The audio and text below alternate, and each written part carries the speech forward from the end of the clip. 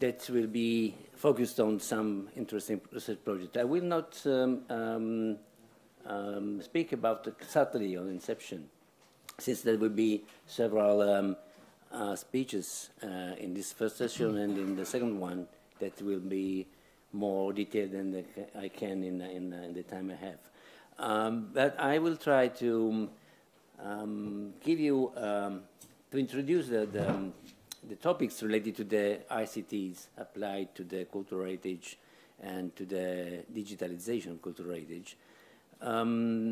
Trying to describe the frame where this discussion, researches and activities are included in the last activities, researches and policies of the European community and research in the European community.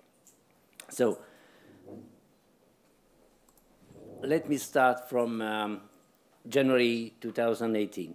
It was the beginning of the European Year of Cultural Heritage. And at that time, Gabor Sonkoli and Tanya Batikari published a position paper, Innovation in CH Research, on the European research policy for cultural heritage. The paragraph cited in this slide seems to me that clearly expresses one of the key points of the European policy on cultural heritage. We can read, European cultural heritage has a great potential to determine the elements of a positive and dynamic European identity, and that research and education on cultural heritage can contribute to a more tolerant, democratic, and participative European society. Since cultural heritage is can be considered a driver for enhancing societal cohesion and European identity, most parties argue that it is important to create the condition to make them accessible to more and more people. Oops.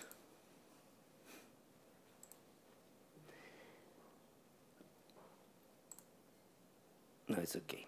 On the other hand, for being accessible, cultural heritage has to be safeguarded, maintained, and valued. Whereas a large part of the heritage sites owned by European countries are at the moment not accessible or not easy to be accessed, not enjoyable, and not easy to be understood. And these were some of the crucial issues focused on the policy review published in January that included many other issues, as well as, for example, the expansion of the notion of cultural heritage and the need of a holistic and interdisciplinary approach to the studies and researches on cultural heritage. The transition for a first phase where the cultural heritage, the approach to cultural heritage management, investigation, and conservation were based on national and local approach. After this first phase, we had a second phase where, thanks to big institutions like UNESCO or Docomomo, for example, cultural heritage began and started to be an international, started to be based on international norms, approaches, and policies. And now we are in a third phase, where from a conservation-oriented approach, we are going to a value-oriented approach with the values that I was talking about before. Another issue was the introduction into the general pillars of a sustainable development at economic and social level. The introduction of cultural aspects and social values related to connected to the cultural heritage. And another issue was the organic integration of cultural heritage in this system with strictly related elements to both the cultural and social, but also to the environmental and economic aspects. And last but not least, the impact on this evolution of the digitalization of cultural heritage. Discussion of the impact of the digitalization of cultural heritage focuses on the evolution of the application of the information and communication technologies in this field. It is claimed that by many that ICTs can play a strategic role in the safeguard and conservation of cultural heritage, and that ICTs can contribute to bring the people closer to the cultural heritage as well. Innovation of digital technologies are enhancing a more effective safeguard, monitoring, and maintenance of cultural assets. Nowadays, they are effective, fast, and not expensive. And they are extraordinary too for recording, reporting, and managing the information of such a huge cultural heritage that could be lost faster than it can be documented. 3D modeling, representation, survey, and analysis of heritage sites is growing up rapidly. New capturing devices can support more effective and accurate measurement procedures. Technologies are not invasive. Data are reliable and always accessible. And technologies and devices for condition assessment, survey, and predictive analysis are now available and affordable. Application and devices of ICT can significantly improve and expand the comprehension of cultural heritage. They allow a sustainable access and understanding of sites not accessible or not easy to understand. This is the reality in a lot of archaeological sites where it's very difficult to understand what you see. And it's impossible to understand what you see without a guide.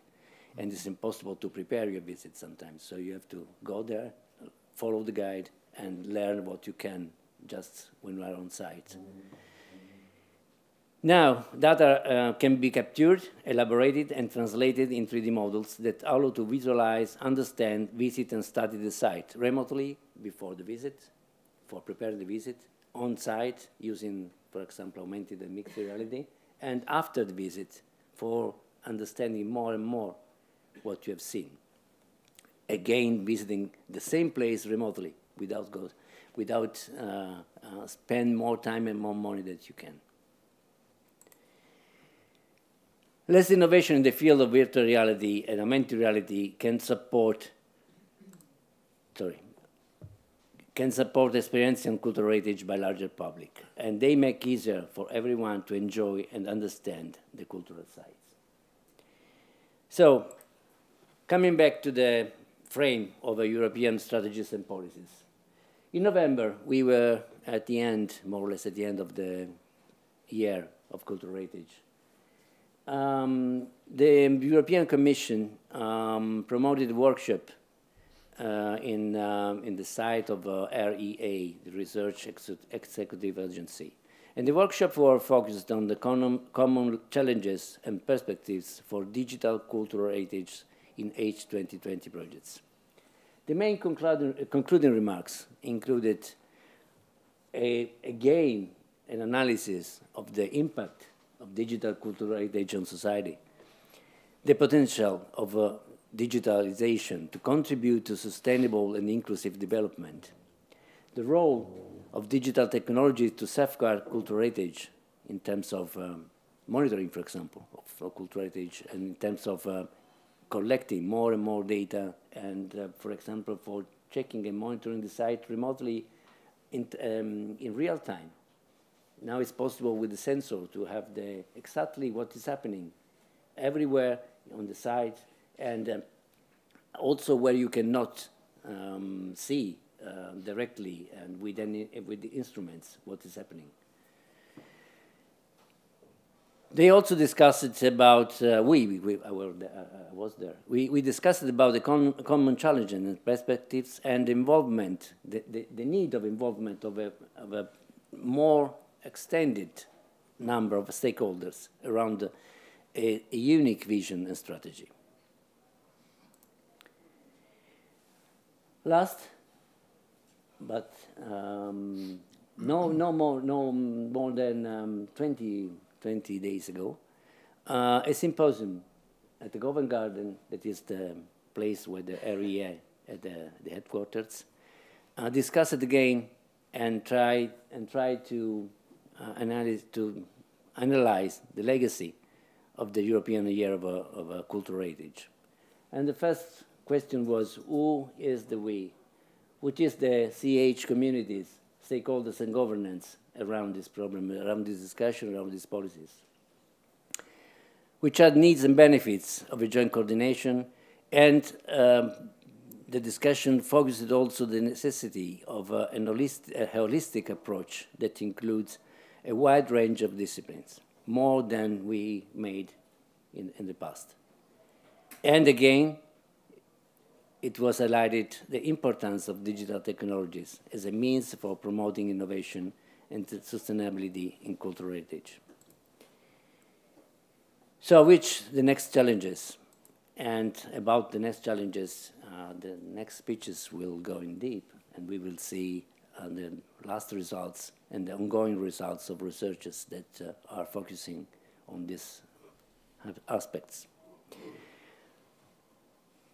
Policies for a wider and conscious access to CH have to be implemented through a more inclusive understanding of a European cultural identity, the extension of knowledge of cultural heritage, improving their accessibility, and the collaboration across disciplines, technologies, and sectors related to cultural heritage. Access to cultural heritage must be flexible and as adaptable as possible. ICTs tools allow to guide visitors, scholars, and technicians, providing them with different information interfaces, depending on their different profiles, needs, and scope. And digital documentation of cultural heritage assets has to be extended and improved in terms of quantity and quality of data. Among the main objectives, we can highlight innovation in 3D modeling of CH, including time dynamic reconstruction of cultural heritage sites. It is something that is under discussion also in big institutions like Ljubljana, for example. Another one is the definition of standards in the area of 3D CH documentation. This is something that Inception Research Project is trying to work on. We already achieved some results, but this is a big work that has to be developed in all the research, and we hope in using the funds that Horizon Europe will be providing. It seems that it will be bigger than the last ones. And also implementation of innovative protocols and methods for capturing CH 3D data. The laser scanner technologies has grown up very fastly, and this is we can expect to have more affordable, fast, and easy to use instruments and devices in the next future. Innovative application and tools will make easier for everyone to enjoy and understand the cultural sites, accessing, visiting, understanding, and interfacing with the CH sites, for example, using virtual reality, interactive virtual reality, and augmented reality.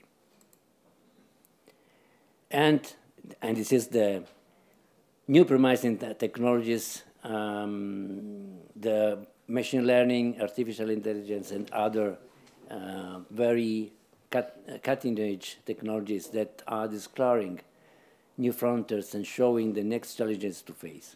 Application of this new field of research can open extraordinary scenarios in the next future. So coming fastly to conclusion. I think that cultural heritage is a huge resource and a very precious asset. But I think it's not comparable, as someone made in the past, to an oil field. Sometimes they say that in some countries you are sitting on an oil field. It's not the same. It's an asset that cannot be simply exploited. Action and tools for enhancing and improving prevention, safeguard, accessibility, and understanding are required. Research on CH and the development of ICTs can contribute to the achievement of more ambitious goals, such as sustainable access to an increasing number of sites, a sustainable and conscious tourism, and what is important, significant increase of investment in cultural heritage. Thank you.